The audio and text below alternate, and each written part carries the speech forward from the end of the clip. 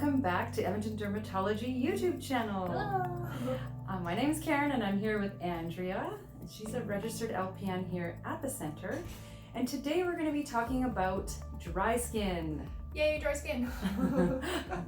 Yes, we all get it from time to time, I'm sure. Yes. I'm sure we can all think of a time where we had it. Mm-hmm. But taking care of your skin is more important than covering it up. And that's coming from Nicole Valek. So that's her quote.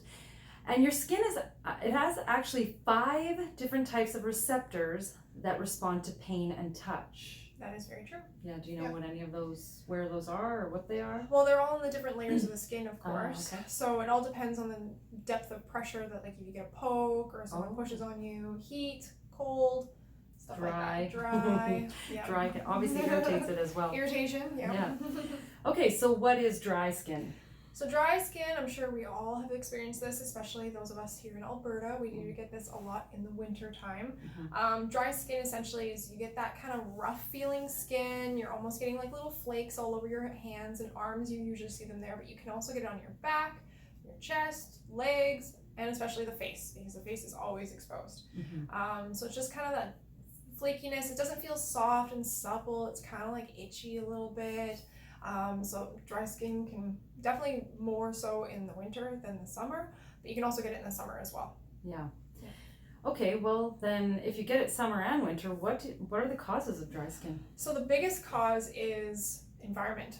So the environment's actually coming in and stealing all the hydration out of our skin, because our skin is actually meant to protect us, right? So because it's protecting us from the environment, it's actually making sure that the environment takes away stuff to make sure it doesn't harm everything else on the inside. So the environment is actually stealing water out of our skin. So it's important to make sure that, we stop that from occurring. Oh, wow. Yeah. Yeah, it's there to protect us. So. Okay, so then how are we going to go about preventing dry skin? For sure. So hydration, make sure you drink lots of water all the time. I know it's kind of hard, especially if you're someone who's on your feet all day, like nurses, we always are running.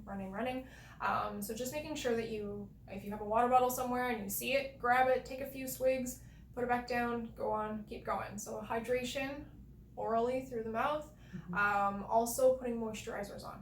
So moisturizer is important because what it does is actually create a barrier on your skin to keep that water in your skin happy and healthy. So it stays in there and keeps everything hydrated. Whereas a moisturizer will kind of keep that barrier there, and it'll let the environment take its molecules instead of your skin molecules. Oh, that's handy. Yeah. Yeah, it always feels good putting moisturizer. It does.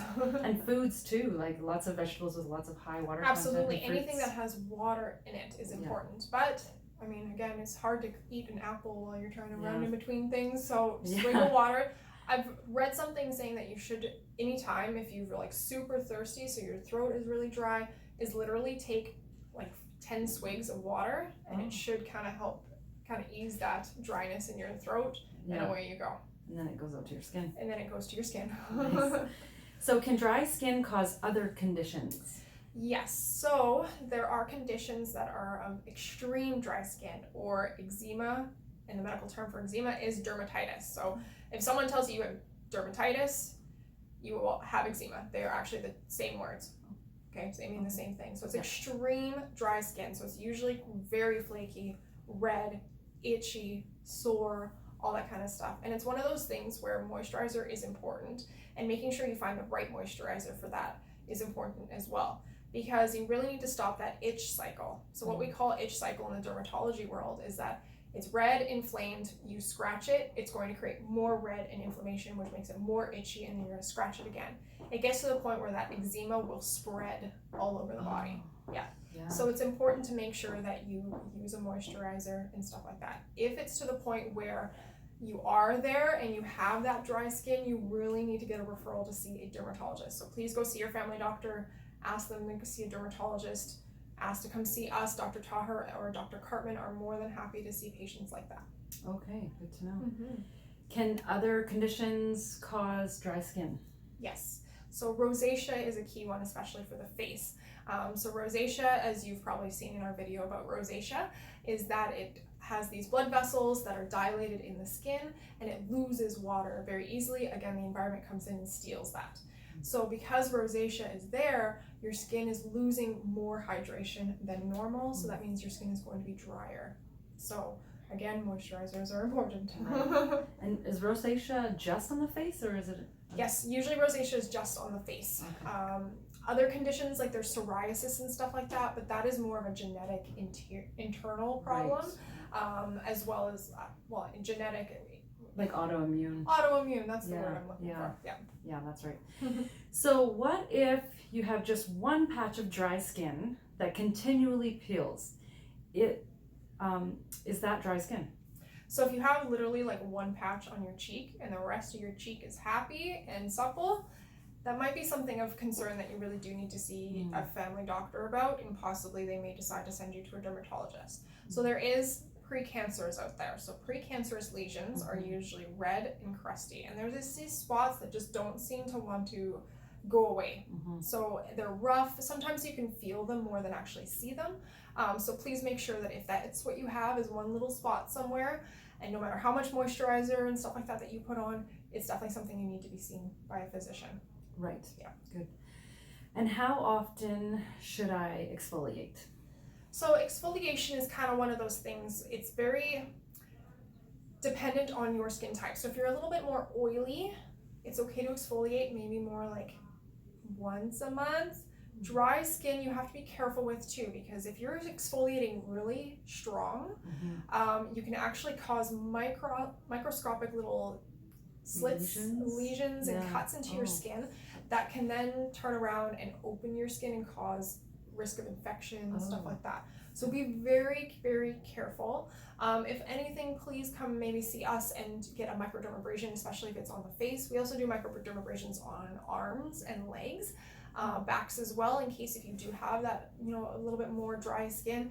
It's a gentle exfoliation, and at least there's one of us looking at you and can actually see. And we use clean, sterilized tools to do that. Okay, so for every patient, it's a brand new set of tools that we get to use. Oh wow, that's good. That's nice. Okay, what type of moisturizers work best for dry skin? Yes. So again, that kind of depends on the severity. So if you feel like you're just kind of feeling dry a little bit, you haven't put moisturizer on, find something that you like. I usually say stay away from perfumey stuff, because all that perfumey stuff means there's more chemicals, which could cause irritation to your skin.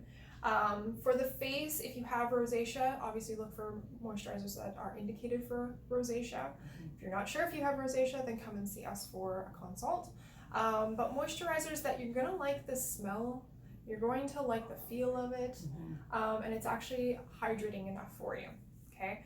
The other thing too is that if you feel that you are on the verge of eczema, of course, come and see us for a consultation with one of the dermatologists.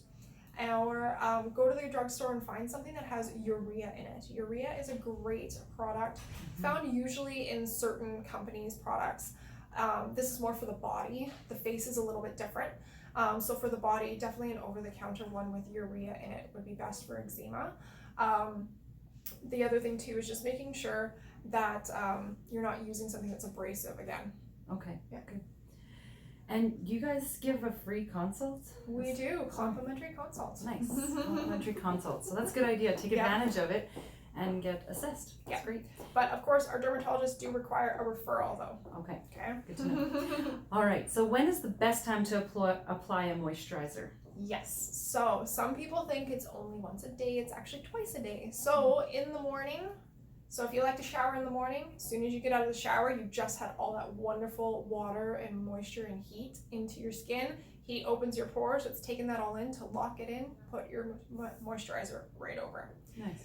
At nighttime as well. So if you shower in the morning, put it on after you get out of the shower, and then before you go to bed at night. Now, if you're someone who likes to shower at night, like myself, I put it on as soon as I get out of the shower, go to bed. In the morning, I put my moisturizer on before I put my clothing on. Okay. Yeah, good to know. All right, thank you so much for answering all those great questions. That was a fun topic. Yay! Thanks for joining us here on YouTube at Edmonton Dermatology, and like the video. Maybe you have a question about dry skin, leave us a comment. Yep. Don't forget to subscribe to the channel to stay up to date with all the latest videos. Please. Thanks, bye. Bye.